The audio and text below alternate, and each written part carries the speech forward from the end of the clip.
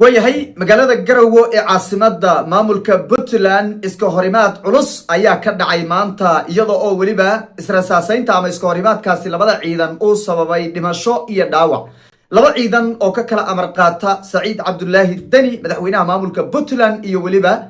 عيدان مو كاليتو او مركاسي كامرقاتا اما إلالا او سياسين في بوتلانا oo doonayay in markaasi ay ka baxaan gudaha magaalada Garowe ayaa isku risaaseeyay controlka bari ee magaalada Garowe risaasayntaasi waxay sababtay dhimasho iyo dhaawac xiisad xoogan ayaana laga dareemayaa duleedka magaalada Garowe iyo waliba gudaha dhaqaaq ciidan oo aad u xoogan ayaa halkaas ka socdo arintan ayaana ku soo beegmaysa xilli madaxweynaha maamulka Puntland iyo ku-xigeenkiisaba ay maalmo ka hor bixiyeen awaamiir ah in controlada magaalooyinka waaweyn ee Puntland aysan ka gudbi karin ciidamo aan ahayn kuwa ka amar qaata Saciid Cabdullaahi Dani hadaba sida ay wax u dhaceen khasaaraha guud dhimashada iyo dhaawaca xaaladda magaalada Garowe ayaan muuqaalkan ku dul istaagi doonaa waxaan dhanka kaleeto soo qaadan doonaa siyaasiyiin iyo waliba taliyaal ka socda magaalada Muqdisho ayaa maanta la sheegay inay soo gaadheen qaybo kamid ah Puntland iyadana halka ay ka soo degeen iyo waliba siyaasiyiinta yimaaday amaba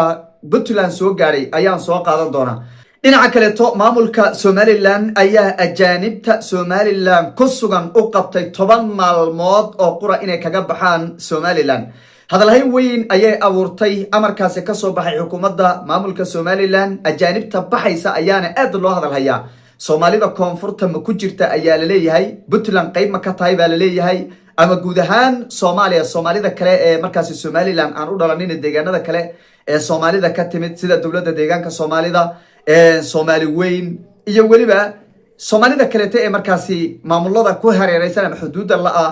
Somaliland ma ku jiran ayaa la leeyahay cabsi xooggan ayaa soo wajahday dadka Soomaaliyeed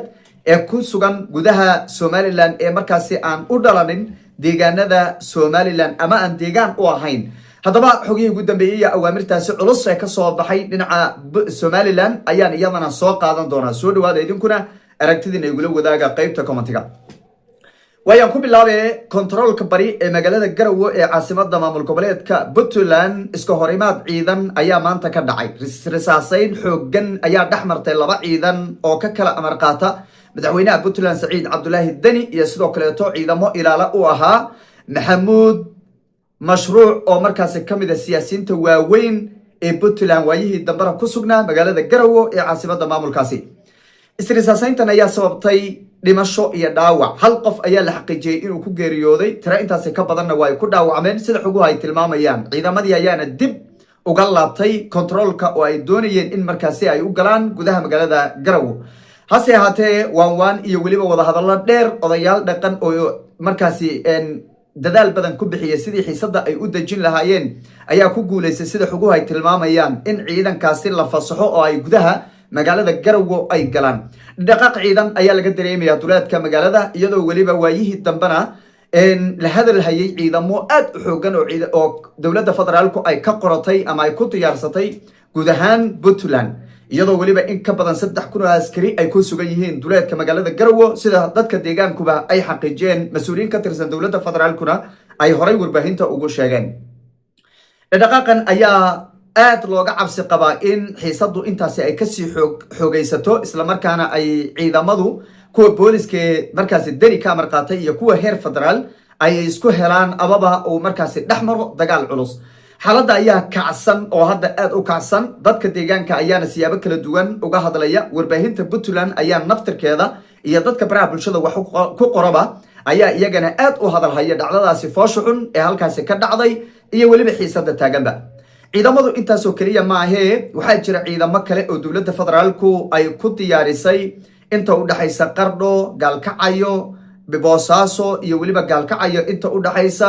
Gaalkacayo ilaa iyo Galdogob ciidamo aad u tira badan oo tira ahaan markii la qiyaaso gudaha Puntland ciidamada ku sugan markaasi ay ka amar qaatay dhinaca dawladda federaalka 10,000 ayay kor u dhaafayaan la leeyahay ayaa ku diyaarsan waxa dhanka kale wararku ay tilmaamayaan in Xasan Shire Abgaal oo kamid ah siyaasiyiinta ugu saameynta badan gudaha Puntland in uu maanta ka degay magaalada Garowe waayihii dambana Xasan Shire waxa aad loo hadalhayay in dhinaca dawladda federaalka oo u janjeero dowladda federaalkuna ay u soo dirayso gudaha Puntland waxa dhanka kale magaalada Gaalkacyo lagu soo warramaya inay gaareen taliyaal ciidan oo ka tirsan ciidamada xoogga Soomaaliyeed kuwaas oo iyagana qayb ka ah ololaha dowladda federaalka ama taabagelinta qorshayaasha dowladda federaalka iyo waliba ukurgelida ciidamada dowladda federaalku ay markaasi u jooga gudaha Puntland xaaladda ugu hadalhaynta badan amaba aad loo hadalhaya ayaa kamid ah in dowladda federaalku ay sanadihii dambe qaaday tallaabo dhif iyo naadir oo horay ay dowladda federaalku ama xukuumadii horeba aysan u qaadin ciidamadii ugu badnaa ay ka qoratay gudaha Puntland ayna ku diyaarsan yihiin xaaladan ayaa walaac badan ay ka muujinayaan qaar kamid ah odayaasha dhaqanka waxgaradka iyadoo waliba xukuumadda iyo markaasi uu horkacay ama shirkii ugu dambeeyay xukuumadda oo Dani iyo waliba ku-xigeenkiisuba ay qayb ka ahaayeen ay markaasi kaga hadleen xaaladda soo korodhay iyo waliba ciidamadaasi faraha badan ee markaasi ka amar qaadanaya dhinaca dowladda federaalka ee Soomaaliya dhinaca kaleeto madaxweynaha Puntland Saciid Cabdullaahi Dani oo xaflad habeen hore ka dhacday magaalada Garowe ka hadlayay ayaa si toos carabka ugu dhuftay in qofkii xil laga qaadaba lagala soo hadlayo xamar isla markaan qori loo dhiibay taasina aysan suurtagal ahayn oo aysan ka dhaqan gali karin gudaha Puntland isagoo waliba ku amray hay'adaha amniga hay'adaha garsoorka ee Puntland inay tallaabo sharciga waafaqsan laga qaado si kastaba xaaladdu wali way taagan tahay hadalhayn weyn ayaa ka taagan cabsi ayaa laga qabaa in dagaal xoogan u dhaxmaro dhalinyarada dowladda federaalku ay markaasi ka qortaan ciidanka xoogga Soomaaliyeed ka tirsan ee gudaha Puntland ku sugan iyo kuwa daraawiishta ee markaasi ka amar qaadanaya Saciid Cabdullaahi Dani dhinaca kale haddii aynu eegno maamulka Somaliland ayaa ku dhawaaqay war walaac badan abuuray taas oo la xidhiidho ay ku amreen in muddo 10 maalmood gudahooda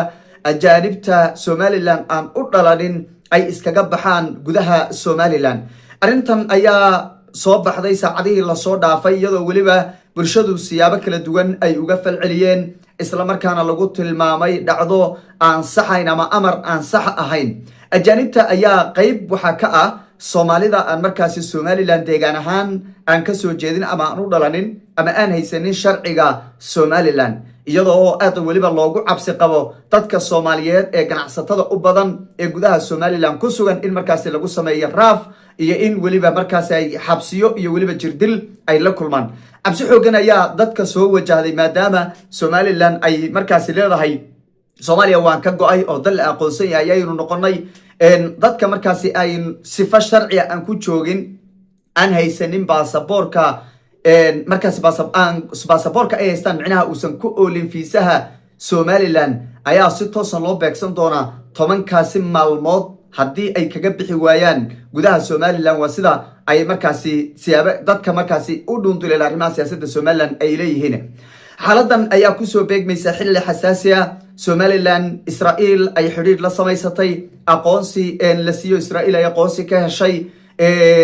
dhaqdhaqaaq kaleeto oo siyaasadeedna oo socdo inta badan Somaliland haddii ajaanibta marka laga hadlayo tallaabada koowaad waxaa lagu tilmaamaa in lagu fuliyo dadka Soomaaliyeed ee ka soo jeeda koonfurta markayna leeyahay